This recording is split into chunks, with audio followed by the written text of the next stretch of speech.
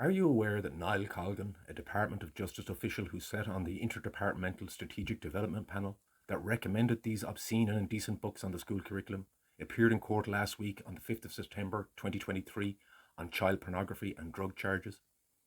Are you aware that the Department of Education was already forced to remove obscene and indecent materials from the school curriculum? Department's officials most certainly committed a crime by putting these obscene and indecent books on the curriculum in the first place. If not, then why were they removed? They were removed because they were inappropriate. They were inappropriate because they were obscene and indecent. Are you aware that had any teacher, even inadvertently, used these now removed and obscene and indecent materials in the classroom, then that teacher could be found guilty of being an accessory to a sex crime? Are you aware that if any of the materials currently on the curriculum are in the future deemed to be obscene or indecent, then any teacher who has used these materials can be arrested as an accessory to a sex crime by any member of our society, including the students of their own school? Are you aware that any student who has been reasonably distressed by obscene or indecent material can make a complaint to the Gardaí under the Public Order Act? There are other acts of law that a student could make a complaint under, but I suggest the Public Order Act. It has a very low burden of proof to get a conviction. All they need to do is to use the words obscene and indecent in the complaint, and because it is a child protection issue, the Gardaí have to act. Are you aware that if a complaint is made about indecency by a teacher, that teacher is then the subject of an investigation, and that teacher cannot be vetted by the Gardaí, and they cannot do their job. They can't even stand outside the school. You see, you have to be a member of a certain clique in Ireland to get access to children without being Garda vetted. Watch this 10-second clip of Leo Varadkar's friend, Rory O'Neill. I've got Garda clearance to tell you to be minding your own business. Well, you haven't got Garda clearance. Why the fuck do I need Garda clearance to have a conversation with somebody? For Christ's sakes, are you thrilled about it? You just watched Leo Varadkar's long-term friend, Panty Bliss, whose real name is Rory O'Neill, admit he did not have Garda vetting when accessing children at a drag queen event in a bookshop in Westport. Are you aware that the National Vetting Bureau Act 2012 requires any person who engages in any activity which consists of the provision of educational, training, leisure, physical, cultural, recreational or social activities to children is required to have Garda vetting? You see, Rory O'Neill's access to children that day was not incidental, it was intentional, and that requires Garda vetting. Rory O'Neill is not transgender. He describes himself as a gay man. The medical term for people like Rory is autogynephiliac. That is defined as a male with the propensity to be gratified by pretending to be female.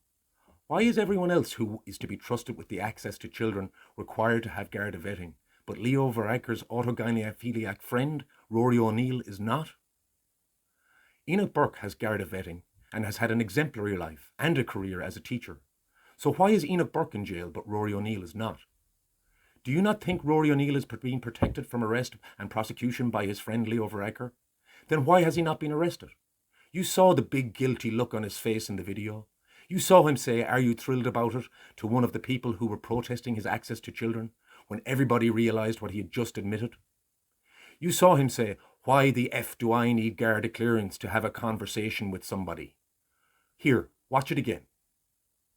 I've got Garda clearance to tell you to be minding your own business. Well, you haven't got Garda clearance. Why the fuck do I need Garda clearance to have a conversation with somebody? For Christ's sakes, are you thrilled about it? Well, Rory, you do need Garda clearance to have a conversation with somebody when that conversation is part of a performance you and your autogynephiliac friends are putting on for children at a children's event.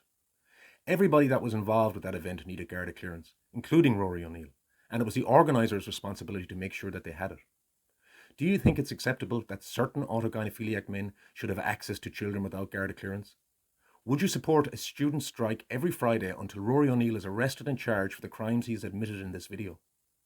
Do you not think it's possible that predatory men could befriend Rory O'Neill just to use his privilege from being protected from scrutiny because he's friends with Leo Varadkar, just to get access to children to abuse them? Would you support an investigation into the 3 other autogynephiliac men who were present at the bookshop in Westport that day? Would you support a student strike every Friday until the other autogynephiliac men at the event with Rory O'Neill are investigated? Do you not think Eamon Ryan's friends Neil Paul and Breath Conroy, who owned the business where these crimes were committed by Rory O'Neill, should be arrested and charged for failing to assure Rory O'Neill had undergone Garda vetting, as they were obliged to do in accordance with the 2012 National Vetting Act? Do you think business owners Neil Paul and Breath Conroy are being protected by their friend Eamon Ryan? Do you not think it's possible for predatory men to befriend Neil Paul and Breath Conroy just to gain access to children to abuse them? Why does transgender ideology require us to ignore criminal behaviour and make excuses for the law being selectively applied to certain people but not to those with political connections? Is this not an example of political policing being used to protect criminal friends of politicians and persecute those who have the integrity to their religious beliefs? No, you don't think so? But the INTO advises teachers who believe they have lost their job unfairly to continue to attend school until they've had enough time to sort out their grievance. Why is the standard practice for one teacher to continue to attend school while a grievance is sorted out, but not for Enoch Burke to continue to attend school while his grievance is sorted out? It usually requires 2 adverse reports from a Department of Education inspector before a teacher can be removed from their job. Why was Enoch Burke dismissed from his job without a single adverse report from a Department of Education inspector? Why does every other teacher have the benefit of that requirement to have 2 adverse reports from a Department of Education inspector before they can be removed from their job, but not Enoch Burke? Is it not hypocrisy for teachers to be prepared to strike for their own welfare and conditions, but not to protect their students or fellow teachers? Are you afraid to deal with my questions in an honest way because you may suffer repercussions? Are you afraid the principal of the school will cause you hardship if you answer these questions in a truthful and honest way? Are you afraid the Department of Education will take action against you if you deal with these questions in an honest way? Would you support a student strike every Friday until Enoch Burke is released? Please don't be part of another generation of Irish adults who let sexual predators have access to children because they were too afraid that they would lose their job if they stood up to another raft of Irish institutions covering up the grooming and sexual abuse of children. Please send this video directly to any student, teacher, parent, politicians, canvassers, and their members of their local commons of all the political parties, and make sure you tell them that you will have questions for them the next time you meet if Leo Varadkar's friend Rory O'Neill is not arrested and charged for the crimes he admitted in this video. I don't have TikTok or Instagram, so you'll be doing everybody a huge favour if you were to upload this video onto social media.